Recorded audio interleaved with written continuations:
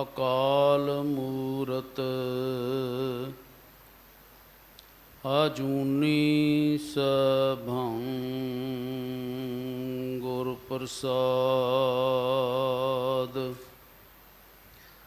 ਪਿੰਗੁਲ ਪਰਬਤ ਪਾਰ ਪਰੇ ਖਲ ਚਤੁਰ ਬਕੀਤਾ। ਅੰਧੁਲੇ ਤ੍ਰਿਭਵਨ ਸੂਝਿਆ ਗੁਰ ਭੇਟ ਪੁਨੀਤਾ। ਮਹਿਮਾ ਸਾਧੂ ਸੰਗ ਕੀ ਸੁਨੋ ਮੇਰੇ ਮੀਤਾ। ਮੈਲ ਖੋਈ ਕੋਟ ਅਘ ਹਰੇ ਨਿਰਮਲ ਭਏ ਚੀਤਾ। ਐਸੀ ਭਗਤ ਗੋਵਿੰਦ ਕੀ ਕੀਟ ਹਸਤੀ ਜੀਤਾ।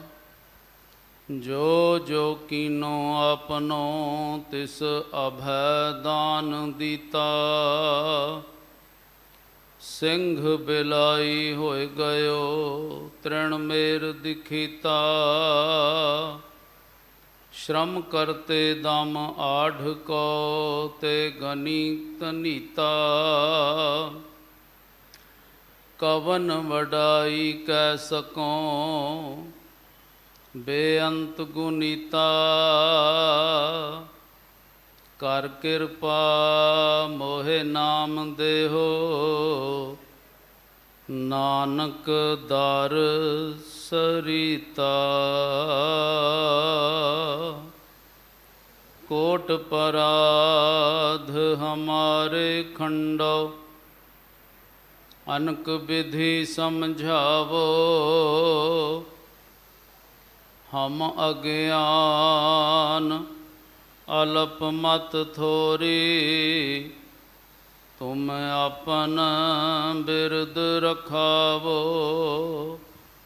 ਹਮ ਅਗਿਆਨ ਅਲਪ ਮਤ ਥੋਰੀ। ਤੁਮ ਆਪਨ ਬਿਰਦ ਰਖਾਵੋ।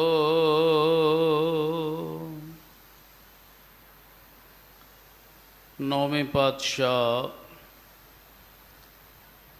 ਹਿੰਦ ਦੀ ਚਾਦਰ ਤਿਲਕ ਜੰਝੂ ਕੇ ਰਾਖੇ। ਧਰਮ ਰੱਖਿਅਕ ਧਰਮ ਤੁਜਾ। ਧੰਨ ਧੰਨ ਸਾਹਿਬ ਸ੍ਰੀ ਗੁਰੂ ਤੇਗ ਬਹਾਦਰ ਸਾਹਿਬ ਮਹਾਰਾਜ ਜੀ ਦੇ ਮਹਾਨ ਪਾਵਨ ਪਵਿੱਤਰ ਸ਼ਹੀਦੀ ਅਸਥਾਨ ਗੁਰਦੁਆਰਾ ਸੀਸਗੰਜ ਸਾਹਿਬ ਜੀ ਵਿਖੇ ਜੁਗੋ ਜੁਗ ਅਟਲ ਸਤਿਗੁਰੂ ਦਸਾਂ ਪਾਤਸ਼ਾਹੀਆਂ ਦੀ ਜੋਤ ਧੰਨ ਧੰਨ ਸਾਹਿਬ ਸ੍ਰੀ ਗੁਰੂ ਗ੍ਰੰਥ ਸਾਹਿਬ ਮਹਾਰਾਜ ਜੀ ਦੀ ਪਾਵਨ ਪਵਿੱਤਰ ਗੋਦ ਦਾ ਨਿਗਮਾਨ ਰਹੀ ਪਰਮ ਸਤਿਕਾਰਯੋਗ ਗੁਰੂ ਰੂਪ ਗੁਰੂ ਖਾਲਸਾ ਸਾਧ ਸੰਗਤ ਜੀ। ਨਿਮਰਤਾ ਸਹਿਤ ਗੁਰੂ ਫਤਿਹ ਪ੍ਰਵਾਨ ਕਰੋ ਜੀ। ਵਾਹਿਗੁਰੂ ਜੀ ਕਾ ਖਾਲਸਾ ਵਾਹਿਗੁਰੂ ਜੀ ਕੀ ਫਤਿਹ। ਧੰਨਤਾ ਯੋਗ ਹੋ। ਅੰਮ੍ਰਿਤ ਵੇਲੇ ਦੇ ਦੀਵਾਨਾਂ ਦੀਆਂ ਹਾਜ਼ਰੀਆਂ ਭਰਦੇ ਹੋਏ ਰੱਬੀ ਬਾਣੀ ਸ਼੍ਰੀ ਆਸਾ ਜੀ ਦੀ ਵਾਰ ਦੇ ਸ਼ਬਦ ਕੀਰਤਨ ਆਪ ਜੀ ਨੇ ਗੁਰੂ ਕੇ ਹਜ਼ੂਰੀ ਕੀਰਤਨੀਆਂ ਪਾਸੋਂ ਸ਼ਰਵਣ ਕੀਤੇ ਨੇ। ਸਮਾਂ ਹੈ ਲੜੀਵਾਰ ਗੁਰ ਸ਼ਬਦ ਦੀ ਵਿਚਾਰ ਦਾ।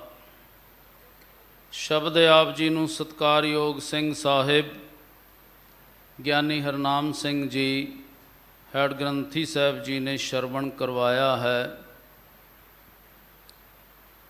ਮਨ ਬਿਰਤੀਆਂ ਦੀ ਇਕਾਗਰਤਾ ਵਾਸਤੇ ਆਓ ਸਾਰੇ ਮਿਲ ਕੇ ਰਸਨਾ ਪਵਿੱਤਰ ਕਰੀਏ। ਉਚਾਰਨ ਕਰੋ ਜੀ। ਸਤਨਾਮ ਵਾਹਿਗੁਰੂ ਜੀ। ਸਤਨਾਮ ਵਾਹਿਗੁਰੂ ਜੀ। ਸਤਿਗੁਰੂ ਆਪ ਬਖਸ਼ਿਸ਼ ਕਰਨ। ਸਿਰ 'ਤੇ ਮਿਹਰਾਂ ਭਰਿਆ ਹੱਥ ਰੱਖ ਕੇ ਸ਼ਬਦ ਦੀ ਵਿਚਾਰ ਕਰਨ ਅਤੇ ਸੁਣਨ ਦੀ ਸਮਰੱਥਾ ਸਤਿਗੁਰੂ ਆਪ ਬਖਸ਼ਿਸ਼ ਕਰਨ। ਸਤਿਗੁਰੂ ਜੀ ਦਾ ਪਾਵਨ ਸ਼ਬਦ ਜੋ ਆਪ ਜੀ ਨੇ ਸ਼ਰਵਣ ਕੀਤਾ ਹੈ, 11ਵੀਂ ਪੌੜੀ ਦਾ ਇਹ ਸ਼ਬਦ ਹੈ। ਸ਼ਲੋਕ ਮਹਿਲਾ ਚੌਥਾ। ਅੱਗੋਂ ਦੇ ਸਤ ਭਾਉ ਨਾ ਦਿਚੈ, ਪਿੱਛੋਂ ਦੇ ਆਖਿਆ ਕੰਮ ਨਾ ਆਵੈ। ਗੁਰੂ ਸਾਹਿਬ ਧੰਨ ਗੁਰੂ ਰਾਮਦਾਸ ਮਹਾਰਾਜ ਜੀ ਅੱਜ ਦੇ ਸ਼ਬਦ ਵਿੱਚ ਇੱਕ ਗੱਲ ਤੇ ਸਪਸ਼ਟ ਕਰ ਰਹੇ ਨੇ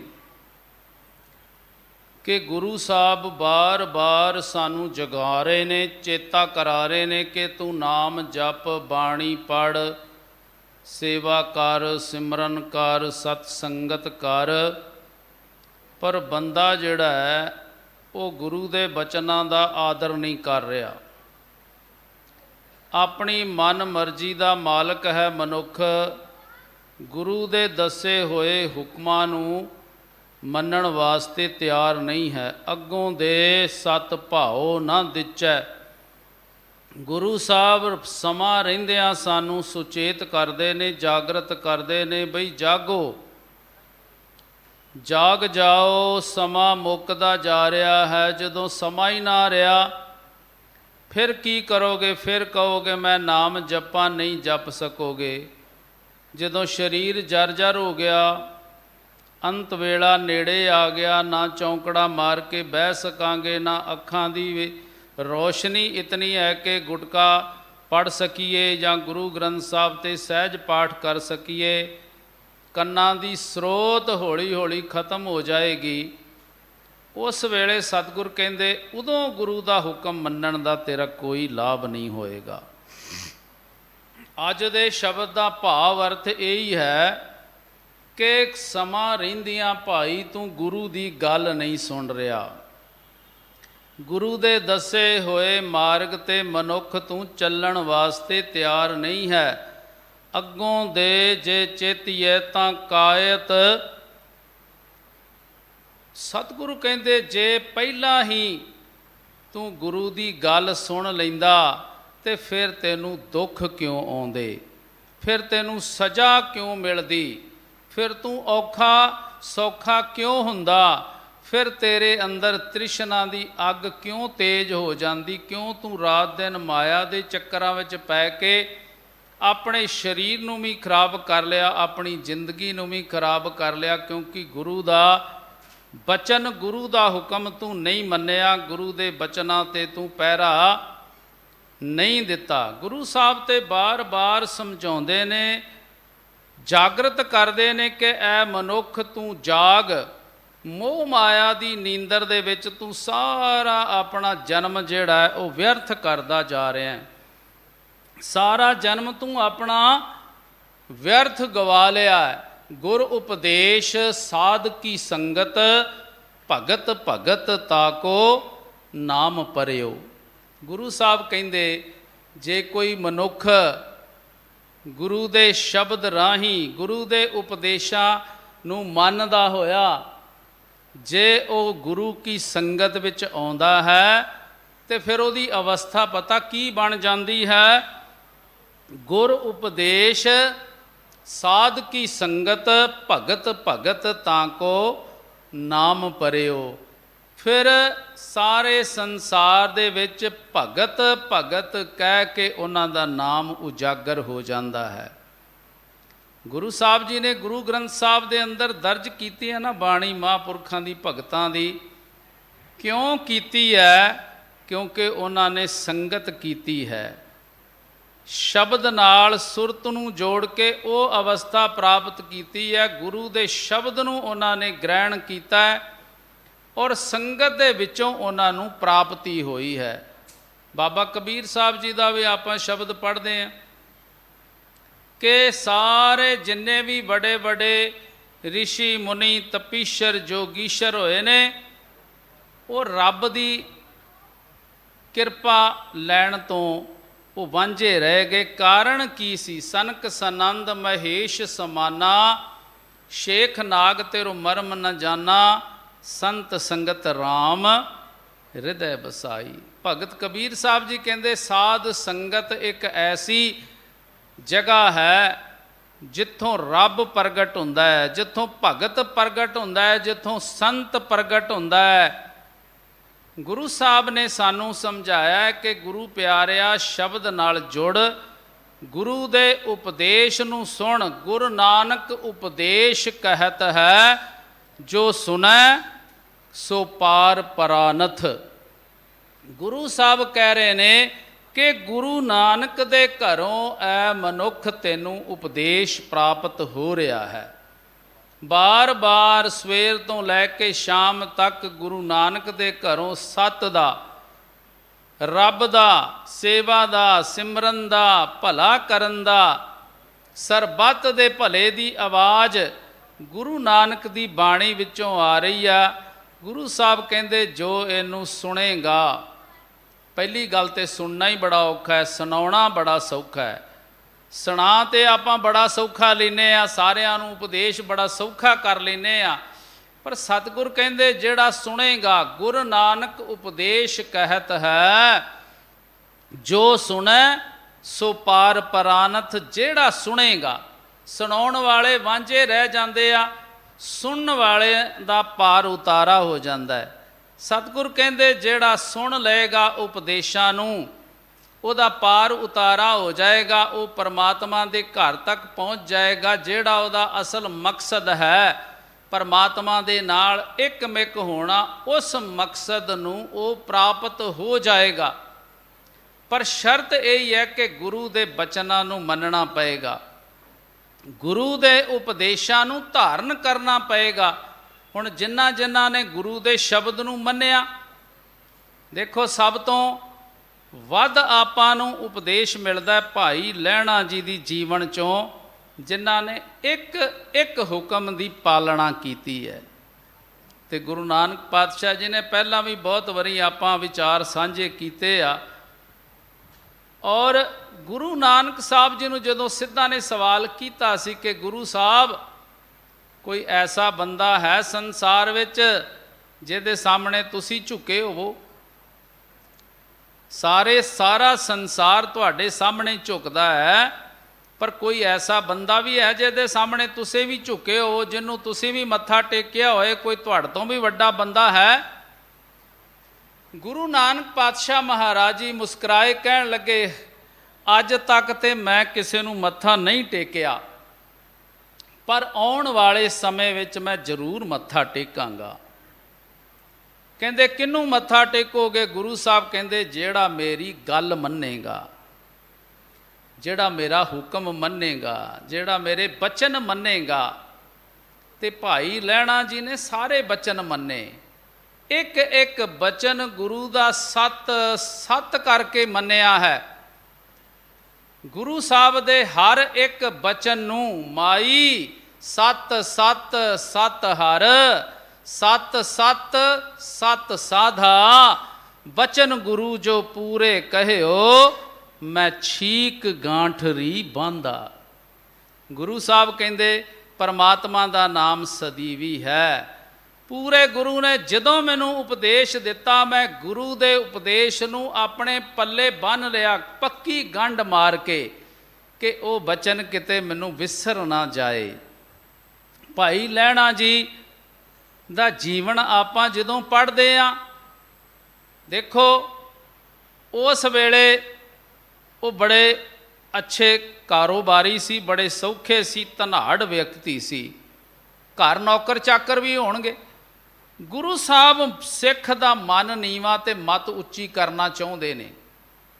ਜੇ ਜਾਤ ਪਾਤ, ਵੱਡੀ ਵਡਿਆਈ, ਅਮੀਰੀ ਜੇ ਅੰਦਰ ਟਿਕੀ ਰਹਿ ਗਈ ਤੇ ਫਿਰ ਗੁਰੂ ਦੀ ਸਿੱਖੀ ਕੋਈ ਗ੍ਰਹਿਣ ਨਹੀਂ ਕਰ ਸਕੇਗਾ। ਅੱਜ ਅਸੀਂ ਅੰਮ੍ਰਿਤ ਛਕ ਲਏ, ਕਿਰਪਾਨਾਂ ਪਾ ਲਈਆਂ, ਬਾਣੀਆਂ ਵੀ 5 ਪੜ੍ਹ ਲੈਂਦੇ ਆ, ਪਰ ਜੋ ਗੁਰੂ ਦਾ ਹੁਕਮ ਹੈ ਉਹਨੂੰ ਮੰਨਣ ਵਾਸਤੇ ਆਪਾਂ ਹਰਗਿਜ਼ ਤਿਆਰ ਨਹੀਂ। ਅੱਜ ਤੱਕ ਅਸੀਂ ਆਪਣਾ ਜਿਹੜਾ ਪਿਛੋਕੜ ਹੈ ਉਹਨੂੰ ਛੱਡਿਆ ਹੀ ਨਹੀਂ, ਜਦ ਕਿ ਗੁਰੂ ਸਾਹਿਬ ਤੇ ਕਹਿੰਦੇ ਜਦੋਂ ਸਿੱਖਾ ਤੂੰ ਸਿੱਖੀ ਵਿੱਚ ਆ ਗਿਆ ਤੇਰਾ ਪਿਛੋਕੜ ਖਤਮ। ਪਹਿਲਾਂ ਤੂੰ ਕਿੱਥੋਂ ਆਇਆ ਹੈ, किस कबीले नाल, किस जात नाल, किस गोत नाल तेरा संबंध है, वो तेरा सब कुछ खत्म। जदों तू गुरु दे घर तेरा जन्म होया, फिर तेरा पिछला सारा कुछ खत्म हो गया। अज तेरा गुरु दे घर जन्म होया है। गुरु दे घर जन्म हो के फिर तू सिंह बनया, कौर बनी है। उस तो बाद तेरी जात गोत वर्ण सारा कुछ खत्म हो जाता है। पर की असी छड्डिया? की आपां छड्ड सके हाँ? की आपां ये वेखदे हाँ कि बच्चा अमृतधारी है कि नहीं? मैं पहला भी बचन साझे कीते सी। एक मुसलमान भी मेरा दोस्त सी, वो एक रिश्ता करवा रहा सी, और रिश्ता जदों होण लगा, दोनों परिवार बैठे तो कुड़ी वाले परिवार ने पुछया, जिहड़ा विचकार बंदा सी रिश्ता कराउण वाला, बई जिहड़ा मुंडा है वो खुदा वाला है? खुदा वाले तो भाव सी भी 5 नमाजी है। कि अज आपां ये गल पुछदे हां? बिजनस पुछांगे, कारोबार पुछांगे, तनख्वाह पुछांगे, उतली कमाई पुछांगे, की आपां पुछदे हां भी बच्चा अमृतधारी है, बच्ची अमृतधारी है? सानू सीखना पएगा, सानू गुरु दे बचनां ते पहरा देना पवेगा। रहत मर्यादा ते ये कहिंदी है बई गुरसिख परिवार जिहड़े ने, जिहड़े अमृतधारी परिवार ने, वो आपस विच रिश्ता नाता जोड़ सकते हैं। कि अज आपां है अपने विच? आपां अपनी जात लभदे आ, गोत लभदे आ, सारा कुछ लभदे आ, ते अध्यों ज़्यादा ते साडे बंदे इहो जिहे जिहड़े जंतरियां वेखण वालियां को पहुँच जाते आ।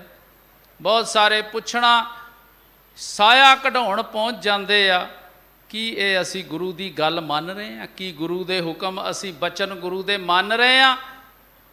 कि असी सिੱਖੀ धारण कीती है? कि असी नाम धरी की सिੱਖ हाँ? हले तक सिੱਖੀ साडे अंदर आई नहीं, हले तक असी गुरु दे बचन मन्ने ही नहीं।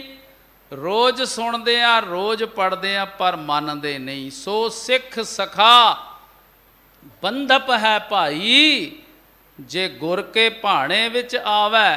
गुरु साहब कहते वो सिख है, वो मेरा मित्र है, वो मेरा सब कुछ है, जिहड़ा मेरी गल मन्नेगा, जिहड़ा मेरे बचन मन्नेगा। ते असी ते बचन छड्डे ही नहीं। हर एक बंदा अपने नां दे पिछे खालसा कोई नहीं लिखदा, अपनी गोत ही लिखी जाएगा। गोत ते गुरु साहब कहते आपां मिटा दित्ती है तुहाडी, पिछला ते तुहाडा सारा कुछ मिटा दिता है। देखो उच्ची जात वाला जिहड़ा बंदा सी, वो दूजिਆਂ ਨੂੰ ਤੇ ਉੱਚੀ ਸਾਹ नहीं सी लैण दिंदा। केवल ते केवल इक्को ही सी, बाकी सारिਆਂ ਨੂੰ दबा के रखदा सी। गुरु नानक साहब आए जिन्हां ने सारिਆਂ ਨੂੰ बराबर कर दिता, सारिਆਂ ਨੂੰ एक बाटे विचों अमृत छका दिता। दसम पातशाह जी ने एक बाटे विचों घुट भरा दिता। वरण वंड उच्चा नीवा सब कुछ खत्म कर दिता। अपना फिर भी नहीं मुकदा। फिर असी गुरु की गल ते ना मन्नी, ना गुरु का हुक्म ते ना मन्निया। केवल विखावा साडे अंदर रह गया, केवल ते केवल विखावा। बाहरला विखावा साडा बहुत सोहना है, बाहरले विखावे च कोई कमी नहीं है, बाणा भी है, बाणी भी है, पर गुरु दे हुक्म मन्नण वास्ते आपां तैयार नहीं हुंदे। अज दे शब्द विच सतगुरु यही समझा रहे ने कि अगों दे सत भाओ ना दिचै। जदों समा सी, जदों तेरे कोल ताकत सी शरीर दे अंदर, नेत्रां विच पूरी जोत, कन्नां विच पूरी स्रोत, जबान विच पूरा बोलण दा दम सी, शरीर च इन्ना दम सी कि कई घंटे तू चौंकड़ा मार के बैठ सकदा सी। उदों तू गुरु की गल सुनी नहीं, उदों तू गुरु की गल मन्नी नहीं, उदों गुरु के उपदेश नूं तू धारण ही नहीं किया। बाद विच जदों समा लंघ गया, जदों बिल्कुल शरीर जर्जर हो गया, मौत किनारे पै गया, फिर कवें भी मैं गुरु की गल मन्नूंगा। गुरु साहब कहते फिर कोई फायदा नहीं होना। बाबा लैणा जी एक एक बचन उन्हां दी जिंदगी चों सानू सीखना पएगा। वरण वंड दे हिसाब नाल और अमीरी दे हिसाब नाल उन्हां दा उच्चा अहुदा सी, पर गुरु साहब उन्हां दे पिछले अहुदे सारे खत्म करने चाहुंदे सी। ਮਨ ਨੀਵਾ ਕਰਨਾ ਚਾਹੁੰਦੇ ਸੀ। ਹੁਣ ਧਰਮਸ਼ਾਲ, ਪਹਿਲਾਂ ਗੁਰਦੁਆਰਿਆਂ ਦੇ ਨਾਮ ਧਰਮਸ਼ਾਲ ਸੀ, ਧਰਮਸ਼ਾਲ ਦੇ ਅੰਦਰ ਚੂਹੀ ਮਰੀ ਪਈ ਹੈ। ਇਸ਼ਾਰਾ ਕੀਤਾ, ਸਾਰੇ ਸਿਰ ਫੇਰ ਗਏ। ਜਦੋਂ ਬਾਬਾ ਲਹਿਣਾ ਜੀ ਵੱਲ ਵੇਖਿਆ, ਉਹਨਾਂ ਨੇ ਫੱਟ ਚੂਹੀ ਚੁੱਕੀ ਤੇ ਬਾਹਰ ਕੂੜੇ 'ਚ ਸੁੱਟ ਦਿੱਤੀ। ਇਹ ਸੀ ਹੁਕਮ ਮੰਨਣਾ, ਇਹ ਸੀ ਗੁਰੂ ਦੇ ਇੱਕ ਇਸ਼ਾਰੇ ਤੇ ਗੁਰੂ ਦੇ ਹੁਕਮ ਦੇ ਉੱਤੇ ਪਹਿਰਾ ਦੇਣਾ। ਤੇ ਦੂਜੇ ਨੰਬਰ ਤੇ ਗੁਰੂ ਸਾਹਿਬ ਨੇ ਸਾਰਿਆਂ ਨੂੰ ਵੱਲ ਨਿਗਾਹ ਕਰਕੇ ਕਿਹਾ, ਬਈ ਸੰਗਤ ਬਾਹਰੋਂ ਆਈ ਹੈ, ਕਿੱਕਰ ਤੇ ਚੜੋ ਤੇ ਇਹਨੂੰ ਹਿਲਾਓ ਤੇ ਮਠਿਆਈ ਡਿੱਗੇਗੀ। ਪੁੱਤਰਾਂ ਸਮੇਤ ਬਹੁਤਿਆਂ ਨੇ ਕਿਹਾ ਵੀ ਅੱਜ ਤੱਕ ਕਿੱਕਰਾਂ ਤੋਂ ਕਦੀ ਮਠਿਆਈ ਡਿੱਗੀ ਹੈ। ਦੋ ਗੱਲਾਂ ਨੇ ਇਹਦੇ ਵਿੱਚ, ਇੱਕ ਤੇ ਗੱਲ ਸੀ ਹੁਕਮ ਮੰਨਣ ਦੀ, ਤੇ ਦੂਸਰੀ ਗੱਲ ਬਹੁਤੀ ਵਾਰੀ ਅਸੀਂ ਇਹਨੂੰ ਲੁਕਾ ਕੇ ਹੀ ਰੱਖ ਦਿੰਦੇ ਹਾਂ, ਬਈ ਮਠਿਆਈ ਡਿੱਗੀ ਚਾਹੇ ਨਹੀਂ ਡਿੱਗੀ, ਹੁਕਮ ਤੇ ਭਾਈ ਲਹਿਣਾ ਜੀ ਨੇ ਮੰਨਿਆ। ਪਰ ਦੂਜੀ ਗੱਲ ਵੀ ਸਾਨੂੰ ਸਪਸ਼ਟ ਕਰਨੀ ਪਏਗੀ ਵੀ ਕੀ ਗੁਰੂ ਨਾਨਕ ਸਾਹਿਬ ਝੂਠ ਬੋਲ ਸਕਦੇ ਆ? ਮੰਨ ਜੇਗਾ ਕੋਈ ਵੀ ਗੁਰੂ ਨਾਨਕ ਸਾਹਿਬ ਕਦੀ ਝੂਠ ਬੋਲਦੇ ਹੋਣਗੇ? ਜੇ ਗੁਰੂ ਨਾਨਕ ਸਾਹਿਬ ਜੀ ਨੇ ਕਿਹਾ ਹੈ ਕਿ ਮਠਿਆਈ ਡਿੱਗੇਗੀ ਤੇ ਮਠਿਆਈ ਜ਼ਰੂਰ ਡਿੱਗੀ ਹੋਏਗੀ, ਇਹ ਸਾਨੂੰ ਮੰਨਣਾ ਪਏਗਾ। ਜੇ ਮਠਿਆਈ ਕਿਹਾ ਹੈ ਡਿੱਗੇਗੀ ਤੇ ਜ਼ਰੂਰ ਡਿੱਗੀ ਹੋਏਗੀ, ਔਰ ਕਿਸੇ ਨੇ ਬਚਨਾਂ ਨੂੰ ਮੰਨਿਆ ਨਹੀਂ। ਭਾਈ ਲਹਿਣਾ ਜੀ ਵੱਲ ਇਸ਼ਾਰਾ ਹੋਇਆ, ਤੁਰੰਤ ਉਸੇ ਵੇਲੇ ਹੀ ਭੱਜ ਕੇ ਚੜ੍ਹ ਗਏ ਦਰਖਤ ਤੇ, ਹਿਲਾਇਆ। ਇਹਨੂੰ ਕਹਿੰਦੇ ਹੁਕਮ ਮੰਨਣਾ। ਗੁਰੂ ਜਾਣਦਾ ਹੈ ਕੀ ਸੱਚ ਹੈ ਕੀ ਸੱਚ ਨਹੀਂ ਹੈ। ਸਾਡੀ ਇੰਨੀ ਬੁੱਧੀ ਨਹੀਂ ਹੈ, ਸਾਡੀ ਇੰਨੀ ਸਮਰੱਥਾ ਨਹੀਂ ਹੈ। ਗੁਰਬਾਣੀ ਜੋ ਕਹਿ ਰਹੀ ਹੈ ਸਾਨੂੰ ਉਹ ਪਹਿਲਾਂ ਤੇ ਸੁਣਨਾ ਹੈ, ਸੁਣ ਕੇ ਸਮਝਣਾ ਹੈ, ਫਿਰ ਉਹਦੇ ਉੱਤੇ ਆਪਣੇ ਜੀਵਨ ਨੂੰ ਢਾਲਣਾ ਹੈ। ਅੱਜ ਦਾ ਜੋ ਸ਼ਬਦ ਹੈ ਉਹਦਾ ਇਹੀ ਉਪਦੇਸ਼ ਹੈ। ਤੇ ਅੰਤ ਕੀ ਸੀ? ਉਸ ਵੇਲੇ ਮੁਰਦੇ ਖਾਣ ਵਾਲੇ ਲੋਕ ਵੀ ਹੁੰਦੇ ਸੀ, ਅੱਜ ਵੀ ਹੈਗੇ ਆ ਗੋਰੀ। ਗੁਰੂ ਸਾਹਿਬ ਇਹ ਚਾਹੁੰਦੇ ਸੀ ਵੀ ਜਿਹੜਾ ਸਾਡੀ ਗੁਰਤਾ ਗੱਦੀ ਤੇ ਜਿੰਨੇ ਬਹਿਣਾ ਹੈ ਸਾਡੇ ਬਾਅਦ, ਉਹ ਕਿਤੇ ਮੁਰਦੇ ਖਾਣ ਵਾਲੇ ਲੋਕਾਂ ਨਾਲ ਵੀ ਨਫ਼ਰਤ ਨਾ ਕਰੇ। ਕਿੰਨੀ ਵੱਡੀ ਕਿੰਨੀ ਲੰਮੀ ਸੋਚ ਸੀ ਗੁਰੂ ਨਾਨਕ ਸਾਹਿਬ ਦੀ ਕਿ ਸਾਰੀ ਲੋਕਾਈ ਦਾ ਭਲਾ ਮੰਗਣ ਵਾਲਾ ਜਿਹੜਾ ਵਿਅਕਤੀ ਹੈ ਉਹ ਸਾਡੀ ਗੁਰਤਾ ਗੱਦੀ ਤੇ ਬੈਠੇ। ਫਿਰ ਅਖੀਰੀ ਹੁਕਮ ਤੇ ਬਹੁਤ ਸਾਰੇ ਨੇ, ਅਖੀਰ ਦੇ ਵਿੱਚ ਕੀ ਹੈ ਕਿ ਗੁਰੂ ਸਾਹਿਬ ਨੇ ਭਾਈ ਲਹਿਣਾ ਜੀ ਨੂੰ ਕਿਹਾ ਮੁਰਦਾ ਖਾਓ।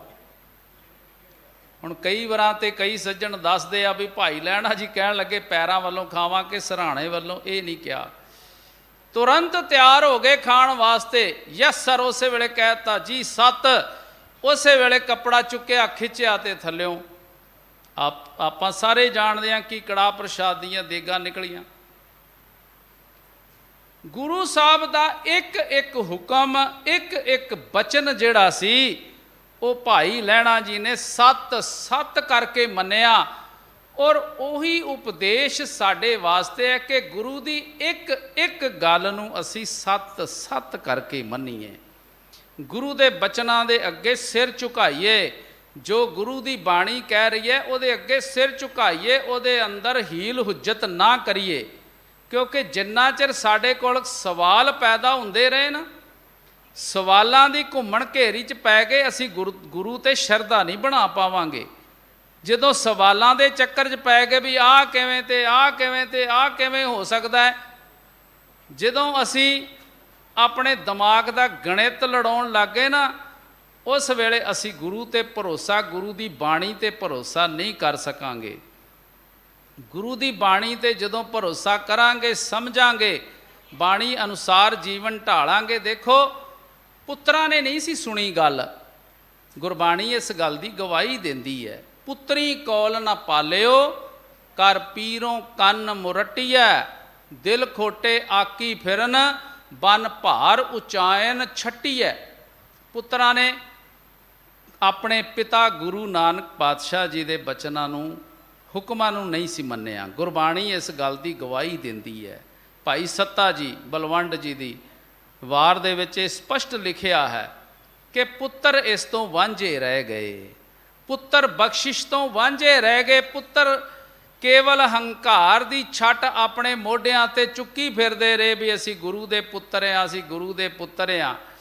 ਹੰਕਾਰ ਦੀ ਪੰਡ ਸਿਰ ਤੇ ਰੱਖੀ ਤੇ ਗੁਰੂ ਦੀ ਬਖਸ਼ਿਸ਼ ਤੋਂ ਉਹ ਵਾਂਝੇ ਰਹਿ ਗਏ, ਨਹੀਂ ਮੰਨ ਸਕੇ।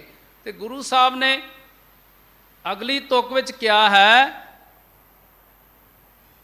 ਅੱਗੋਂ ਦੇ ਸਤ ਭਾਉ ਨਾ ਦਿਚੈ, ਪਿੱਛੋਂ ਦੇ ਆਖਿਆ ਕੰਮ ਨਾ ਆਵੈ। ਹੁਣ ਪਹਿਲਾਂ ਤੇ ਗੁਰੂ ਦੀ ਗੱਲ ਮੰਨੀ ਨਹੀਂ, ਤੇ ਜਦੋਂ ਬੁਢਾਪਾ ਆ ਗਿਆ, ਥਰ ਹਰ ਬਾਲਾ ਕੰਪੈ ਜੀਓ, ਨਾ ਜਾਣਾ ਕਿਆ ਕਰਸੀ ਪੀਓ। ਹੁਣ ਸਰੀਰ ਕੰਬਣ ਲੱਗ ਪਿਆ, ਬੁਢਾਪਾ ਆ ਗਿਆ, ਜਰ ਆਈ ਜੋ ਬਨਹਾਰਿਆ, ਸਾਰਿਆਂ ਤੇ ਆਉਣਾ। ਵੱਡੇ ਵੱਡੇ ਭਲਵਾਨ ਜਿਹੜੇ ਸੀ ਉਹਨਾਂ ਦਾ ਵੀ ਬੁਢੇਪਾ ਆਪਾਂ ਵੇਖਿਆ, ਸਰੀਰ ਕੰਬਦਾ, ਲੱਤਾਂ ਲੜ ਖੜਾਉਂਦੀਆਂ ਨੇ। ਥਰ ਹਰ ਬਾਲਾ ਕੰਪੈ ਜੀਓ, ਨਾ ਜਾਣਾ ਕਿਆ ਕਰਸੀ ਪੀਓ। ਕਹਿਣ ਲੱਗੇ ਹੁਣ ਪਤਾ ਨਹੀਂ ਸਾਡੇ ਨਾਲ ਕੀ ਹੋਏਗਾ। ਹੁਣ ਐਸਾ ਸਮਾਂ ਬੁਢਾਪੇ ਦਾ ਆ ਗਿਆ, ਹੁਣ ਜਦੋਂ ਕਹਿ ਰਿਹਾ ਕਿ ਮੈਂ ਨਾਮ ਜਪਾਂਗਾ, ਫਿਰ ਸਮਾਂ ਨਹੀਂ ਮਿਲਣਾ। ਮੌਤ ਦਾ ਫਰਿਸ਼ਤਾ ਜਿਹੜਾ ਉਹ ਸਾਹਮਣੇ ਆ ਕੇ ਖਲੋ ਗਿਆ, ਉਹ ਕਹਿੰਦਾ ਚੱਲ ਬਈ ਮਿੱਤਰਾ। ਤੇ ਮੌਤ ਦੇ ਫਰਿਸ਼ਤੇ ਨੂੰ ਵੀ ਬੰਦਾ ਐਡਾ ਸ਼ਾਤਰ ਹੈ, ਗੁਰੂ ਸਾਹਿਬ ਲਿਖ ਰਹੇ ਬਾਣੀ ਦੇ ਅੰਦਰ, ਮੌਤ ਦੇ ਫਰਿਸ਼ਤੇ ਨੂੰ ਵੀ ਚਕਮਾ ਦੇਣ ਦੀ ਕੋਸ਼ਿਸ਼ ਕਰਦਾ ਹੈ। ਕਰੋ ਅਰਦਾਸ ਗਾਮ ਕਿਛ ਬਾਕੀ, ਕਹਿਣ ਲੱਗੇ ਹਲੇ ਥੋੜਾ ਜਿਹਾ ਹਿਸਾਬ ਮੇਰਾ ਰਹਿ ਗਿਆ ਹੈ, ਇੱਕ ਦਿਨ ਰਾਤ ਮੈਨੂੰ ਦੇ ਦਿਓ ਕਿ ਮੈਂ ਪਿੰਡ ਵਿੱਚੋਂ ਆਪਣੀ ਉਗਰਾਈ ਕਰ ਲਵਾਂ, ਜਿਹਦੇ ਨਾਲ ਮੇਰਾ ਲੈਣ ਦੇਣ ਹੈ। ਕਰੋ ਅਰਦਾਸ ਗਾਮ ਕਿਛ ਬਾਕੀ, ਲੇਹੋ ਨਿਬੇਰ ਆਜ ਕੀ ਰਾਤੀ, ਕੁਛ ਵੀ ਖਰਚ ਤੁਮਾਰਾ ਸਾਰੋਂ, ਸੁਬਾ ਨਿਵਾਜ ਸਰਾਏ ਗੁਜ਼ਾਰੋਂ। ਫਿਰ ਉਹਨਾਂ ਨਾਲ ਰਿਸ਼ਵਤ ਦੀ ਗੱਲ ਕੀਤੀ। ਖਾਸ ਕਰ ਹਿੰਦੁਸਤਾਨੀ ਬੰਦਾ ਇਸ ਚੀਜ਼ ਦਾ ਬੜਾ ਮਾਹਰ ਹੈ, ਰਿਸ਼ਵਤ ਦੇਣ ਦਾ। ਕੋਈ ਵੀ ਕੰਮ ਹੈ, ਮਾੜਾ ਜਿਹਾ ਅੜ ਜੇ, ਉਸੇ ਵੇਲੇ ਰਿਸ਼ਵਤ ਫੜਾਏਗਾ। ਇੱਕ ਨਿੱਕੀਆਂ ਨਿੱਕੀਆਂ ਗੱਲਾਂ ਦੇ ਪਿੱਛੇ ਰਿਸ਼ਵਤਖੋਰੀ ਹਿੰਦੁਸਤਾਨ ਦੇ ਅੰਦਰ ਕੁੱਟ ਕੇ ਭਰੀ ਹੈ। ਵਿਦੇਸ਼ਾਂ ਵਿੱਚ ਇੰਨਾ ਨਹੀਂ ਹੈ, ਉੱਥੇ 1-2% ਹੋਏਗੀ। ਹਿੰਦੁਸਤਾਨ ਦੇ ਅੰਦਰ ਇਸੇ ਵਾਸਤੇ ਗੁਰੂ ਪਾਤਸ਼ਾਹ ਨੇ ਲਿਖਿਆ ਹੈ ਕਿ ਬੰਦਾ ਮਰਦੇ ਵੀ ਰਿਸ਼ਵਤ ਦੇਣ ਦੀ ਕੋਸ਼ਿਸ਼ ਕਰ ਰਿਹਾ ਹੈ। ਮਰਨ ਲੱਗਾ, ਮੌਤ ਸਾਹਮਣੇ ਖੜੀ ਹੈ, ਜਮਦੂਤ ਆਏ ਨੇ, ਉਹਨਾਂ ਨੂੰ ਕਹਿੰਦਾ ਠਹਿਰ ਜਾਓ ਯਾਰ, ਇੱਕ ਦਿਨ ਦੇ ਦਿਓ। ਪਿੰਡ ਵਿੱਚ ਕੁਝ ਲੋਕਾਂ ਕੋਲੋਂ ਪੈਸਾ ਇਕੱਠਾ ਕਰਨਾ ਹੈ, ਉਧਾਰੀ ਰਹਿ ਗਈ ਹੈ, ਤੇ ਮੈਂ ਪੈਸੇ ਇਕੱਠੇ ਕਰ ਲਿਆਵਾਂ, ਰਸਤੇ ਦਾ ਖਰਚਾ ਬਣ ਜਾਏਗਾ, ਤੁਹਾਡਾ ਵੀ ਖਰਚ ਪਾਣੀ ਰਸਤੇ 'ਚ ਕਰਾਂਗੇ। ਹੁਣ ਜਮਦੂਤ ਮੰਨਦੇ ਆ। ਸਮਾਂ ਆ ਗਿਆ ਜਿਸ ਵੇਲੇ 1 ਸੈਕਿੰਡ ਵੀ ਨਹੀਂ ਦਿੱਤਾ ਜਾਂਦਾ, ਉਸੇ ਵੇਲੇ ਪ੍ਰਾਣ ਖਿੱਚ ਲਏ ਜਾਂਦੇ ਨੇ। ਹੱਥ ਮਰੋੜੈ ਤਨ ਕੱਪੇ, ਸਿਆਹੋ ਹੋਵਾ ਸੇਤ। ਕਾਲੇ ਰੰਗ ਦਾ ਬੰਦਾ ਵੀ ਚਿੱਟਾ ਹੋ ਜਾਂਦਾ ਜਦੋਂ ਉਹਦੇ ਅੰਦਰੋਂ ਉਹਦੇ ਸਾਹ ਖਿੱਚੇ ਜਾਂਦੇ ਨੇ। ਗੁਰੂ ਸਾਹਿਬ ਬਾਣੀ ਵਿੱਚ ਇੱਕ ਗੱਲ ਨੂੰ ਸਪਸ਼ਟ ਕਰਦੇ ਵੀ ਬੰਦਿਆ ਹਲੇ ਵੀ ਸੁਧਰ ਜਾ, ਹਲੇ ਵੀ ਮੌਕਾ ਹੈ, ਹਲੇ ਵੀ ਤੂੰ ਗੁਰੂ ਦੀ ਮੱਤ ਨੂੰ ਗ੍ਰਹਿਣ ਕਰ ਲਾ, ਹਲੇ ਵੀ ਗੁਰੂ ਵਾਲੇ ਪਾਸੇ ਆ ਜਾ, ਹਲੇ ਵੀ ਤੂੰ ਗੁਰੂ ਦੇ ਦੱਸੇ ਹੋਏ ਮਾਰਗ ਤੇ ਚੱਲਣਾ ਸ਼ੁਰੂ ਕਰ ਲੈ। ਜਿੰਨਾ ਚਿਰ ਤੇਰੇ ਅੰਦਰ ਸਵਾਸ ਚੱਲ ਰਹੇ ਨੇ, ਤੂੰ ਗੁਰੂ ਦੇ ਬਚਨਾਂ ਨੂੰ ਮੰਨ। ਔਰ ਸਮਾਂ ਰਹਿੰਦਿਆਂ ਮੰਨੇ ਤੇ ਫਿਰ ਬਹੁਤ ਹੀ ਵਧੀਆ ਗੱਲ ਹੈ, ਕਿਉਂਕਿ ਜਵਾਨੀ ਦਾ ਸਮਾਂ ਜਿਹੜਾ ਇੱਕ ਐਸਾ ਸਮਾਂ ਹੈ। ਵੈਸੇ ਤੇ ਗੁਰੂ ਸਾਹਿਬ ਕਹਿੰਦੇ ਬਾਰੇ ਬੂਢੇ ਤਰਨੇ ਭਈਆ, ਸਭ ਹੂੰ ਜੰਮ ਲੈ ਜਈ ਹੈ ਰੇ। ਗੁਰੂ ਸਾਹਿਬ ਕਹਿੰਦੇ ਬਾਲਕ ਅਵਸਥਾ 'ਚ ਵੀ ਬੰਦੇ ਦੀ ਮੌਤ ਹੋ ਸਕਦੀ ਹੈ, ਜਵਾਨੀ ਵਿੱਚ ਵੀ ਹੋ ਸਕਦੀ ਹੈ, ਤੇ ਬੁਢਾਪੇ 'ਚ ਆਪਾਂ ਸਾਰੇ ਕਹਿੰਦੇ ਵੀ ਇਹ ਪੱਕਾ ਫਲ ਇਹਨੇ ਤੇ ਡਿੱਗਣਾ ਹੀ ਡਿੱਗਣਾ ਹੈ। ਤੇ ਗੁਰੂ ਸਾਹਿਬ ਕਹਿੰਦੇ ਬਚਪਨ ਤੋਂ ਹੀ ਜੁੜੋ, ਕਿਉਂਕਿ ਪਤਾ ਨਹੀਂ ਹੈ, ਹੋ ਸਕਦਾ ਬਚਪਨ 'ਚ ਹੀ ਸਾਡੀ ਮੌਤ ਹੋ ਜਾਵੇ, ਸਾਨੂੰ ਥੋੜ੍ਹਾ ਪਤਾ ਹੈ। ਇਹ ਦੋ ਹੀ ਗੱਲਾਂ, ਜਨਮ ਤੇ ਮੌਤ ਜਿਹੜਾ ਹੈ, ਇਹ ਪਰਮਾਤਮਾ ਨੇ ਆਪਣੇ ਹੱਥ ਵਿੱਚ ਰੱਖੀਆਂ ਹੋਈਆਂ ਨੇ, ਕਿਸੇ ਨੂੰ ਕੁਝ ਨਹੀਂ ਪਤਾ। ਕੋਈ ਬੰਦਾ ਜਿੰਨੇ ਮਰਜ਼ੀ ਜੋਤਸ਼ੀ ਦੱਸੀ ਜਾਣ ਬਈ ਤੇਰੀ 100 ਸਾਲ ਦੀ ਉਮਰ, 90 ਸਾਲ ਦੀ, ਪਤਾ ਲੱਗਦਾ ਅਗਲੇ ਦਿਨ ਬੰਦਾ ਮਰਿਆ ਪਿਆ ਹੁੰਦਾ। ਇਹ ਕੇਵਲ ਤੇ ਕੇਵਲ ਪਰਮਾਤਮਾ ਜਾਣਦਾ। ਮੌਤ ਕਦੋਂ ਆਉਣੀ ਹੈ, ਜ਼ਿੰਦਗੀ ਕਦੋਂ ਮਿਲਣੀ ਹੈ, ਇਹ ਪਰਮਾਤਮਾ ਜਾਣਦਾ ਹੈ। ਇਸ ਵਾਸਤੇ ਗੁਰੂ ਸਾਹਿਬ ਕਹਿੰਦੇ ਬੱਚਿਆਂ ਨੂੰ ਵੀ ਸਿਮਰਨ ਵਿੱਚ ਜੋੜਿਆ ਕਰੋ, ਬਾਣੀ ਨਾਲ ਜੋੜਿਆ ਕਰੋ। ਜਦੋਂ ਬਚਪਨ ਤੋਂ ਆਪਾਂ ਬੱਚਿਆਂ ਨੂੰ ਜੋੜਾਂਗੇ ਤੇ ਜਵਾਨੀ ਵਿੱਚ ਆਪੇ ਹੀ ਜੁੜਨਗੇ। फिर सानू बार बार प्रचार नहीं करना पएगा भी साढ़े बच्चे जी गुरसिक्खी छड्ड गए आ, साढ़े बच्चे धर्म छड्ड रहे आ। हुण देखिया है कि क्रिश्चनां नाल साढ़े बंदे जाके लड़ाइयां कर रहे। मैं कहना अपने घर नूं सुधारो ना तुसीं।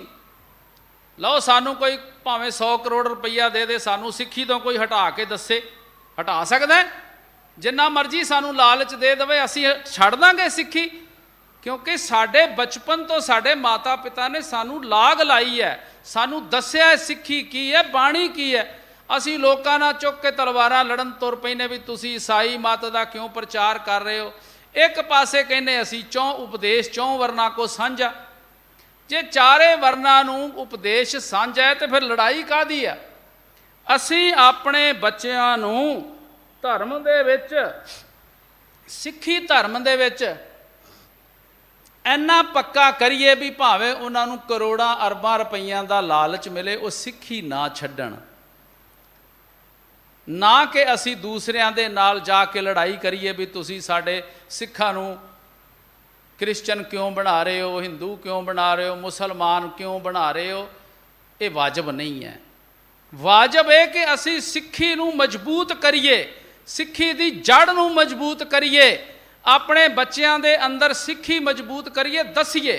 अज मुसलमान लोग जदों इतिहास सुणाउंदे ना मक्के मदीने जाके अपने इस्लाम नूं पक्का करने वास्ते, उत्थे साहिबजादियां दा इतिहास सुनाया जाता है कि छोटे छोटे बच्चे 7 और 9 साल की उम्र के बच्चे धर्म नहीं छड्डिया, सिੱਖੀ नहीं छड्डी, लालच विच नहीं आए, डरावे विच नहीं आए, किसे तो नहीं डरे, मौत तो भी नहीं डरे।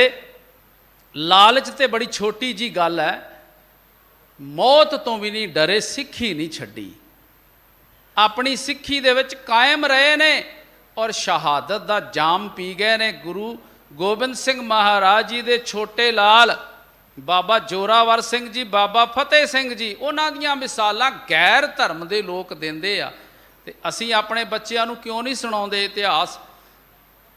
बई बच्चिओ सिੱਖੀ विच इस तरह पक्के रहना है जिवें साहिबजादे पक्के रहे सी, किसे लालच तो किसे तसीए तो इतने ज़्यादा उन्होंने तसीए दिते गए सी कि बयान करना ही मुश्किल है। और अंत मौत के घाट उतारिया, शहीदी का जाम पीता, पर सिੱਖੀ केसां सुआसां संग नाल निभाई। अज सानू किहदे कोलों डर है? सानू कोई हिला सकता है सिੱਖੀ तो, सानू कोई तोड़ सकता है? कोई लालच या कोई डरावा सानू सिੱਖੀ तो तोड़ सकता है? नहीं तोड़ सकता। जे असीं अपने बच्चों नूं शुरू तो ही सिੱਖੀ विच पक्का कीता होएगा। 84 होया कांड होया सी दिल्ली विच, बहुते जेड़े बंदे सी ना वो तो पहलां ही चाहुंदे सी भी कोई मौका मिले तो असी क्लीन शेव होईए। बहुते लोगों नूं मौका मिलिया सी क्लीन शेव होने का 84 च, बुरा ना मनना, खिमा मंगदा मैं। और जेड़े मुश्किल विच फस के इस पासे तुरे सी वो तुरंत अगले साल ही उन्होंने सिੱਖੀ धारण कर ली, अमृतपान कर ले। पर बहुते लोग अज भी, मैं बहुतिਆਂ ਨੂੰ जानदा, सैकड़िਆਂ की गिनती ਨੂੰ जानदा है जिन्हां ਨੂੰ मौका मिलिया क्लीन शेव होने का, जिन्हां ਨੂੰ धर्म छड्डण का मौका मिलिया सी कि आ मौका आया, चलो हुण किहड़ा माँ प्यो ने लड़ना सानू, हुण किहड़ा किसी ने कुछ कहना है। पर जे अंदर जज्बा हुंदा सिੱਖੀ दा, जे माता पिता ने सही ज्ञान दिता हुंदा ते की कोई किसी डरावे तो जां किसी मौत तो डर के कोई अपनी सिੱਖੀ तो दूर नहीं हो सकता। सानू गुरु के बचनों ते पहरा देना पएगा। भाई लहणा जी एक एक हुक्म मन्निया, गल है हुक्म मनण दी। अज मुर्दा खाण की गल कीती है, भाई लहणा जी ने तुरंत हथ पा लिया, कहण लगे लियाओ जी मैं खावांगा, तुहाडा हुक्म है और जो भी तुसी हुक्म करोगे मैं करांगा। गुरु जो कह रहा है वो सत ही है। थले कड़ा प्रशादी देग सी। देखो अंतिम परीक्षा सी ये। कड़ा प्रशादी देग कदों वरतदी है? जदों कोई भी कारज की संपूर्णता होंदी है। इत्थे भी जदों कीर्तन दा समय की संपूर्णता है, उस वेले आनंद साहब पढ़ के कड़ा प्रशादी देग नूं भोग लवाया जाता है। कड़ा प्रशादी देग सजी हुई है और गुरु साहब ने सिर ते हथ रख दिता और भाई लहणे तो गुरु अंगद बना दिता। और अज सारी संगत दे इकट्ठ दे विच गुरु साहब ने संगत बुला के उत्थे मत्था टेकिया सी। आ जिहड़ा 5 पैसे ते नारियल दी गल आपां करदे ना, ये ब्राह्मणवाद जे। कई लोगों को बुरा भी लगना मेरी गल दा। नारियल का कोई संबंध नहीं जे गुरमत अंदर। तां ही ते आपां जदों अखंड पाठ रखते आ उत्थे घड़ा ते नारियल रखना शुरू कर दिता। कईयां नूं इस गल का बुरा भी लगना है। साडा किसे नारियल नाल कोई संबंध नहीं है, इन्हां चीज़ां नाल साडा कोई संबंध नहीं है। साडे कोल ते जागत जोत गुरु है, साडे कोल ते शब्द गुरु है। सानू किसे अखंड पाठ किसे नारियल का या घड़े का मुथाज है? दसो। इहदा मतलब फिर नारियल ते घड़ा वड्डा हो गया, गुरु की बाणी छोटी हो गई। भरी संगत दे अंदर गुरु नानक पातशाह जी ने भाई लहणा जी नूं मत्था टेकिया, दस दिता बई आओ गुरसिखो तुहानूं दसां मैं किन्ना कुछ दे सकदा सिख नूं। जे सिख मेरे बचनां नूं मन्ने, जे सिख मेरे हुक्मां नूं मन्ने ते मैं अपना आप सिख नूं दे सकदा है, अपनी जोत सिख नूं दे सकदा है। अपनी सारी कीती होई कमाई घालना जिहड़ी है वो सिख दी झोली विच पा के सिख नूं गुरु बना सकदा है। सिख नूं सिख नहीं रहन दवांगा, सिख नूं गुरु बना दवांगा। इतनी वडियाई देंदे ने गुरु साहब। ते असी थोड़े जे लालच पिछे, थोड़ी जी माया पिछे, थोड़े जे अपने कारोबार दे पिछे आपां सिੱਖੀ तो दूर हुंदे जा रहे हैं। आपां लालच विच पै गए, आपां केवल कारोबार नूं ही अगे रख लिया। पर गुरु साहब ते कहंदे अवर काज तेरा किते ना काम, मिल साध संगत भज केवल नाम। तेरा ते केवल जिहड़ा श्रोमणी काम जिहड़ा है वो है नाम जपना। वो है नाम जप के परम पिता परमात्मा दे नाल एकमिकता हासिल करनी। ये है तेरा असल मकसद, ये है तेरा असली मकसद, जिथों तक तू पहुँचना है। तेरी आखिरी मंजिल ये है। काम धंधा करना जिहड़ा है ये दूसरे नंबर ते है। पहला काम है नाम जपना। नाम जपना, किरत करनी, वंड के छकना। किरत करन तो गुरु साहब ने मना नहीं किया। गुरु साहब ने कहा किरत करो, खूब मेहनत करो, कमाओ ते उहदे विचों फिर वंड के भी छको। कल्ले अपने बैंक ही ना भरदे रहो, जिहड़े लोड़वंद सिख ने उन्हां दी भी मदद करो। पर की असी मन रहे हैं? कि असी किसी की मदद कर रहे हैं? साडे बैंकां विच किन्ना पैसा है? कोई लोड़वंद बंदा अपने को मंग लैंदा, आपां उहनूं टाल दिंदे आ। कि असी गुरु के हुक्मां ते पहरा दे रहे हैं? किन्ने भी बैंक अरबां खरबां भरे आ, सतगुर कहंदे ये पैसा किते नाल जाना है, ये पैसा अज तक ना किसी दे नाल गया ना जाना है। जे इस पैसे नूं सार्थक करांगे ते गुरु दे दर ते इज्जत मिलेगी। क्योंकि पापां बाझों होवे ना ही मोया साथ न जाई। पाप करन तो बिना बहुती माया नहीं जे जुड़दी। ते गुरु साहब कहंदे नाल भी ये नहीं जाती। ते जे ये नाल नहीं जानी ते फिर इनू खावो खर्चो रल मिल भाई तोड़ ना आवे वाधो जाई। ये जड़ा नाम का खजाना इनू भी वंडना है, वंड के खाना है। ते जड़ा संसारक धन गुरु साहब ने दिता है, सतगुर कहंदे इनू भी वंड के छको। वंड के छकोगे इहदे विच भी बरकत आएगी। ये खजाने भी तुहाडे बरकतां वाले बन जाणगे। लोक सुखीए परलोक सुहेले तुहाडे हो जाणगे। अगों दे सत भाओ ना दिचै, पिछों दे आखिया कम ना आवे। समय सिर गुरु की गल नहीं मन्नी, गुरु के हुक्मां अनुसार नहीं तुरिया। हुण समा निकल गया। गुरु साहब कहंदे हुण तू कवें भी मैं गुरु की गल मन्नांगा, हुण तेरे मन्नण दा की लाभ है? हुण की फायदा होया? हुण ते अंत वेला ही नेड़े आ गया। हुण एक अद्धा दिन मौत विच रह गया ते हुण कह रहा कि मैं गुरु दे हुक्मां ते तुरांगा। हुण तू तुरन जोगा रहा ही नहीं। अध विच फिरै मन मुख विचारा, गल्ली क्यों सुख पावै। ਅੱਧ ਵਿੱਚ ਕਹਿੰਦੇ ਨੇ ਦੁਚਿੱਤਾ ਭਾਵ। ਦੋ ਮਨ ਬੰਦੇ ਦੇ ਨੇ। ਇੱਕ ਮਨ ਕਹਿੰਦਾ ਗੁਰੂ ਸਾਡਾ ਵੱਡਾ ਹੈ, ਇੱਕ ਮਨ ਕਹਿੰਦਾ ਗੁਰੂ ਸਾਨੂੰ ਸਾਰਾ ਕੁਝ ਦੇ ਸਕਦਾ, ਇੱਕ ਮਨ ਕਹਿੰਦਾ ਪਤਾ ਨਹੀਂ ਦੇ ਸਕਦਾ ਕਿ ਨਹੀਂ ਦੇ ਸਕਦਾ, ਪਤਾ ਨਹੀਂ ਗੁਰੂ 'ਚ ਇੰਨੀ ਸਮਰੱਥਾ ਹੈ ਕਿ ਨਹੀਂ ਹੈ। ਮੱਥਾ ਵੀ ਟੇਕ ਲੈਂਦੇ ਆ ਬਈ ਗੁਰੂ ਸਾਹਿਬ ਕੋ ਮੰਗ ਵੀ ਲੈਂਦੇ ਆ ਵੀ ਆਹ ਕੁਝ ਦੇ ਦੇ। ਫਿਰ ਇੱਕ ਮਨ ਹੈ ਕਿ ਪਤਾ ਨਹੀਂ ਗੁਰੂ ਸਾਹਿਬ ਦੇ ਸਕਣਗੇ ਕਿ ਨਹੀਂ ਦੇ ਸਕਣਗੇ, ਪਤਾ ਨਹੀਂ ਗੁਰੂ ਇਤਨੇ ਸਮਰੱਥ ਹਨ ਕਿ ਨਹੀਂ ਹਨ। ਇਹ ਹੈ ਦੁਚਿੱਤਾਪਨ। ਗੁਰੂ ਸਾਹਿਬ ਕਹਿੰਦੇ ਜਦੋਂ ਮਨੁੱਖ ਮਨਮੁਖ ਬੰਦਾ ਜਿਹੜਾ ਮਨ ਦੇ ਪਿੱਛੇ ਤੁਰਨ ਵਾਲਾ ਹੈ, ਉਹ ਇਸ ਭਾਵਨਾ ਨਾਲ ਗੁਰਦੁਆਰੇ ਆਉਂਦਾ ਹੈ ਕਿ ਪਤਾ ਨਹੀਂ ਗੁਰੂ 'ਤੇ ਭਰੋਸਾ ਕਰਾਂ ਕਿ ਨਾ ਕਰਾਂ, ਫਿਰ ਉਹ ਇੱਕ ਫੋਰਮੈਲਿਟੀ ਦੀ ਤਰ੍ਹਾਂ, ਫਿਰ ਉਹ ਇੱਕ ਲੋਕਾਚਾਰੀ ਦੀ ਤਰ੍ਹਾਂ ਗੁਰੂ ਦਰਬਾਰ ਵਿੱਚ ਆ ਰਿਹਾ ਹੈ। ਉਹਦਾ ਗੁਰਦੁਆਰੇ ਆਉਣਾ ਨਾ ਆਉਣਾ ਸਤਿਗੁਰ ਕਹਿੰਦੇ ਇੱਕ ਬਰਾਬਰ ਹੈ। ਅੱਧ ਵਿੱਚ ਫਿਰੈ ਮਨਮੁਖ ਵਿਚਾਰਾ, ਗੱਲੀ ਕਿਉਂ ਸੁਖ ਪਾਵੈ।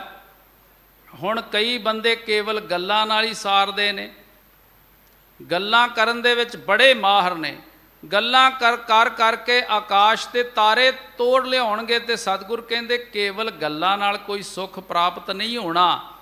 ਜਦੋਂ ਤੱਕ ਕਰਮ ਨਹੀਂ ਕਰਾਂਗੇ, ਜਦੋਂ ਤੱਕ ਗੁਰੂ ਦੇ ਦੱਸੇ ਹੋਏ ਰਾਹ 'ਤੇ ਨਹੀਂ ਤੁਰਾਂਗੇ, ਉਹਨਾਂ ਚਿਰ ਗੱਲਾਂ ਕਰਨ ਦਾ ਕੋਈ ਫਾਇਦਾ ਨਹੀਂ ਹੈ। ਕੇਵਲ ਗੱਲਾਂ ਨਾਲ ਤੁਹਾਡਾ ਜ਼ਿੰਦਗੀ ਜਿਹੜੀ ਹੈ ਉਹ ਸੁਖਮਈ ਨਹੀਂ ਹੋਣੀ। ਅੱਧ ਵਿੱਚ ਫਿਰੈ ਮਨਮੁਖ ਵਿਚਾਰਾ, ਗੱਲੀ ਕਿਉਂ ਸੁਖ ਪਾਵੇ। ਗੱਲਾਂ ਨਾਲ ਸੁੱਖ ਨਹੀਂ ਮਿਲਣਾ। ਦੁਚਿੱਤਾਪਨ ਜਿਹੜਾ ਹੈ ਇਹਨੂੰ ਖਤਮ ਕਰਨਾ ਪਏਗਾ। ਤੇ ਖਤਮ ਕਿਵੇਂ ਹੋਣਾ ਹੈ?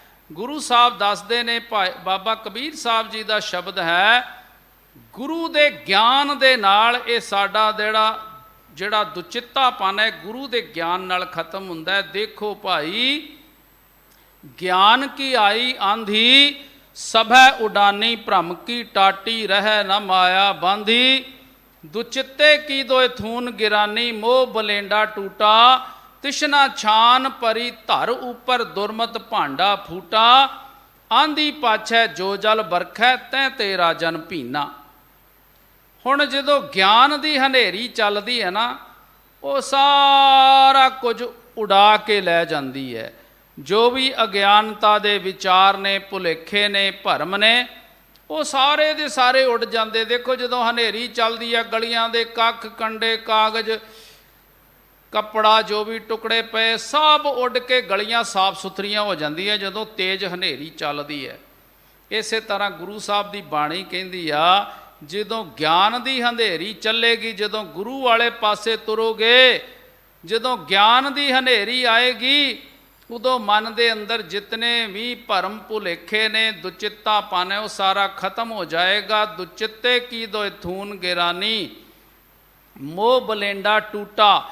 ਦੁਚਿੱਤੇਪਨ ਦੀਆਂ ਜੋ ਦੋ ਥੰਮੀਆਂ ਨੇ ਉਹ ਟੁੱਟ ਜਾਣਗੀਆਂ। ਤ੍ਰਿਸ਼ਨਾ ਰੂਪੀ ਛੰਨ ਜਿਹੜੀ ਹੈ ਉਹ ਧਰਤੀ 'ਤੇ ਡਿੱਗ ਪਏਗੀ। ਤੇ ਉਹਦੇ ਤੋਂ ਬਾਅਦ, ਹਨੇਰੀ ਤੋਂ ਬਾਅਦ ਜਦੋਂ ਮੀਂਹ ਪੈਂਦਾ ਨਾ, ਬਖਸ਼ਿਸ਼ ਦਾ ਮੀਂਹ, ਆਂਧੀ ਪਾਛੈ ਜੋ ਜਲ ਬਰਖੈ, ਤੈਂ ਤੇਰਾ ਜਨ ਭੀਨਾ। ਹਨੇਰੀ ਤੋਂ ਬਾਅਦ, ਗਿਆਨ ਦੀ ਹਨੇਰੀ ਤੋਂ ਬਾਅਦ ਜਦੋਂ ਬਖਸ਼ਿਸ਼ ਦਾ ਮੀਂਹ ਵਰਦਾ ਹੈ, ਗੁਰੂ ਸਾਹਿਬ ਕਹਿੰਦੇ ਉਹਦੇ ਨਾਲ ਤੇਰਾ ਜਨ ਜਿਹੜਾ ਸੇਵਕ ਹੈ ਉਹ ਤ੍ਰਿਪਤ ਹੋ ਜਾਂਦਾ ਹੈ, ਉਹ ਰੱਜ ਜਾਂਦਾ ਹੈ, ਉਹ ਬਖਸ਼ਿਸ਼ ਦਾ ਪਾਤਰ ਬਣ ਜਾਂਦਾ ਹੈ। ਪਰ ਹੋਣਾ ਇਹ ਤਾਂ ਹੀ ਹੈ ਜਦੋਂ ਗੁਰੂ ਦਾ ਪੱਲਾ ਫੜ ਕੇ ਤੁਰਾਂਗੇ, ਜਦੋਂ ਗੁਰੂ ਦੇ ਗਿਆਨ ਨੂੰ ਅਪਣਾਵਾਂਗੇ। ਜਿਸ ਅੰਦਰ ਪ੍ਰੀਤ ਨਹੀਂ, ਸਤਿਗੁਰ ਕੀ ਸੋ ਕੂੜੀ ਆਵੈ, ਕੂੜੀ ਜਾਵੈ। ਹੁਣ ਪ੍ਰੀਤ ਦੀ ਗੱਲ ਕੀਤੀ ਹੈ, ਪ੍ਰੇਮ ਦੀ ਗੱਲ ਕੀਤੀ ਹੈ। ਜਿਸ ਮਨੁੱਖ ਦੇ ਅੰਦਰ ਸਤਿਗੁਰ ਕਹਿੰਦੇ ਕਿ ਗੁਰੂ ਵਾਸਤੇ ਪਿਆਰ ਹੀ ਨਹੀਂ ਹੈ, ਗੁਰੂ ਵਾਸਤੇ ਜੇ ਸਾਡੇ ਅੰਦਰ ਪਿਆਰ ਨਹੀਂ ਹੈ, ਸਤਿਕਾਰ ਨਹੀਂ ਹੈ, ਤੇ ਸਤਿਗੁਰ ਕਹਿੰਦੇ ਫਿਰ ਸਾਡਾ ਗੁਰੂ ਦੇ ਦਰਬਾਰ ਦੇ ਵਿੱਚ ਆਉਣਾ ਤੇ ਫਿਰ ਇੱਕ ਤਰ੍ਹਾਂ ਦਾ ਵਿਖਾਵਾ ਹੀ ਹੋ ਗਿਆ, ਇੱਕ ਤਰ੍ਹਾਂ ਦਾ ਝੂਠ ਮੂਠ ਹੀ ਹੋ ਗਿਆ ਵੀ ਅਸੀਂ ਗੁਰੂ ਦਰਬਾਰ ਵਿੱਚ ਆ ਰਹੇ ਹਾਂ ਤੇ ਸਤਿਕਾਰ ਗੁਰੂ ਦਾ ਕਰ ਨਹੀਂ ਰਹੇ। ਬਿਨ ਸਤ ਸਤੀ ਹੋਏ ਕੈਸੇ ਨਾਰ, ਪੰਡਤ ਦੇਖੋ ਹਿਰਦੈ ਵਿਚਾਰ। ਗੁਰੂ ਸਾਹਿਬ ਕਹਿੰਦੇ ਜੇ ਅੰਦਰ ਸਤ ਧਰਮ ਨਹੀਂ ਹੈ ਤੇ ਉਹ ਇਸਤਰੀ ਸਤੀ ਕਿਵੇਂ ਹੋ ਸਕਦੀ ਹੈ। ਗੁਰੂ ਸਾਹਿਬ ਨੇ ਸਤੀ ਦੀ ਵੀ ਵਿਆਖਿਆ ਕੀਤੀ ਹੈ, ਔਰ ਇੱਥੇ ਸਤ ਦੀ ਗੱਲ ਹੈ, ਰੱਬ ਦੀ ਗੱਲ ਹੈ, ਗੁਰੂ ਦੀ ਗੱਲ ਹੈ। ਤੇ ਗੁਰੂ ਸਾਹਿਬ ਕਹਿੰਦੇ ਜੇ ਅਸੀਂ ਗੁਰੂ ਦੇ ਦੱਸੇ ਮਾਰਗ ਤੇ ਤੁਰੇ ਹੀ ਨਾ, ਜੇ ਸਾਡੇ ਅੰਦਰ ਸਤ ਔਰ ਧਰਮ ਆਇਆ ਹੀ ਨਹੀਂ ਹੈ, ਤੇ ਫਿਰ ਸਾਡਾ ਗੁਰੂ ਦਰਬਾਰ ਵਿੱਚ ਆਉਣ ਦਾ ਮਕਸਦ ਕੀ ਹੈ, ਮਾਇਨਾ ਕੀ ਹੈ ਸਾਡਾ ਗੁਰੂ ਦਰਬਾਰ ਵਿੱਚ ਆਉਣ ਦਾ, ਜੇ ਗੁਰੂ ਦੇ ਹੁਕਮਾਂ ਅਨੁਸਾਰ ਅਸੀਂ ਜ਼ਿੰਦਗੀ ਬਤੀਤ ਹੀ ਨਾ ਕੀਤੀ। ਅਗਲੀ ਤੁਕ ਵਿੱਚ ਸਤਿਗੁਰ ਕਹਿੰਦੇ ਜੇ ਕਿਰਪਾ ਕਰੇ ਮੇਰਾ ਹਰ ਪ੍ਰਭ ਕਰਤਾ, ਤਾਂ ਸਤਿਗੁਰ ਪਾਰ ਬ੍ਰਹਮ ਨਦਰੀ ਆਵੈ। ਜਦੋਂ ਅਕਾਲ ਪੁਰਖ ਵਾਹਿਗੁਰੂ ਮਿਹਰ ਕਰਦਾ ਹੈ, ਪਰਮਾਤਮਾ ਜਦੋਂ ਮਿਹਰ ਕਰਦਾ ਹੈ, ਉਸ ਵੇਲੇ ਮਨੁੱਖ ਨੂੰ ਇਸ ਗੱਲ ਦੀ ਸਮਝ ਪੈਂਦੀ ਹੈ ਕਿ ਮੇਰਾ ਗੁਰੂ ਜਿਹੜਾ ਹੈ ਉਹ ਪਾਰ ਬ੍ਰਹਮ ਦਾ ਰੂਪ ਹੈ, ਰੱਬ ਦਾ ਰੂਪ ਹੈ। ਗੁਰੂ ਦੇ ਵਿੱਚ ਤੇ ਪਰਮਾਤਮਾ ਦੇ ਵਿੱਚ ਕੋਈ ਫਰਕ ਨਹੀਂ ਹੈ।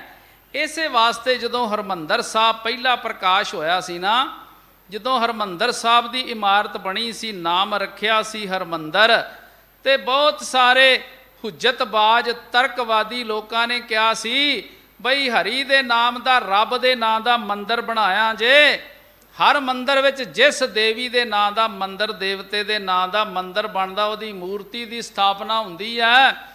ਇਹ ਤੁਸੀਂ ਰੱਬ ਦੇ ਨਾਂ ਦਾ ਮੰਦਰ ਬਣਾਇਆ ਹੈ ਹਰੀ ਮੰਦਰ, ਇੱਥੇ ਰੱਬ ਕਿੱਥੋਂ ਲਿਆਓਗੇ, ਰੱਬ ਦੀ ਸਥਾਪਨਾ ਕਿੱਥੋਂ ਕਰੋਗੇ।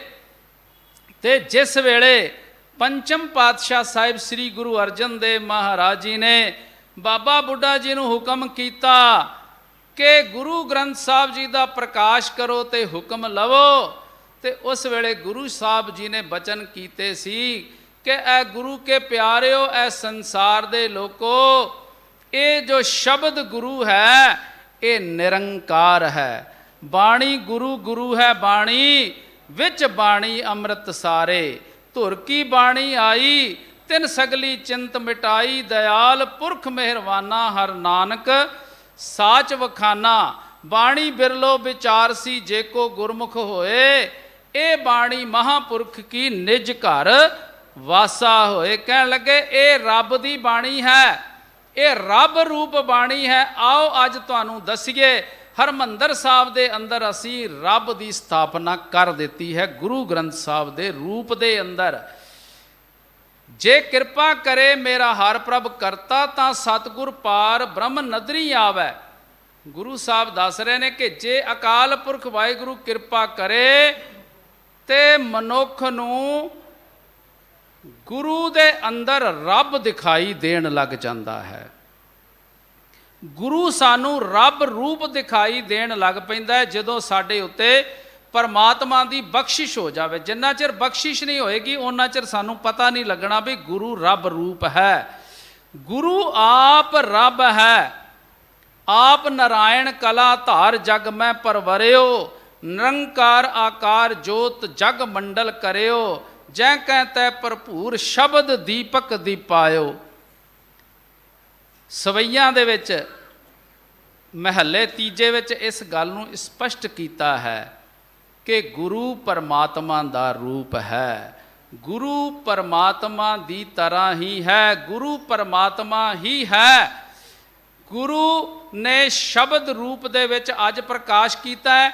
ਉਸ ਵੇਲੇ ਪੰਜ ਭੂਤਕ ਸਰੀਰ ਦੇ ਵਿੱਚ ਸਨ ਗੁਰੂ ਸਾਹਿਬ, ਜਿਸ ਵੇਲੇ ਬਾਣੀ ਉਚਾਰੀ ਸੀ। ਔਰ ਗੁਰੂ ਸਾਹਿਬ ਕਹਿ ਰਹੇ ਨੇ ਕਿ ਗੁਰੂ ਸਾਹਿਬ ਅਕਾਲ ਪੁਰਖ ਵਾਹਿਗੁਰੂ ਗੁਰੂ ਦੇ ਰੂਪ ਦੇ ਵਿੱਚ, ਸਾਕਾਰ ਰੂਪ ਦੇ ਵਿੱਚ ਪ੍ਰਗਟ ਹੋਏ ਨੇ।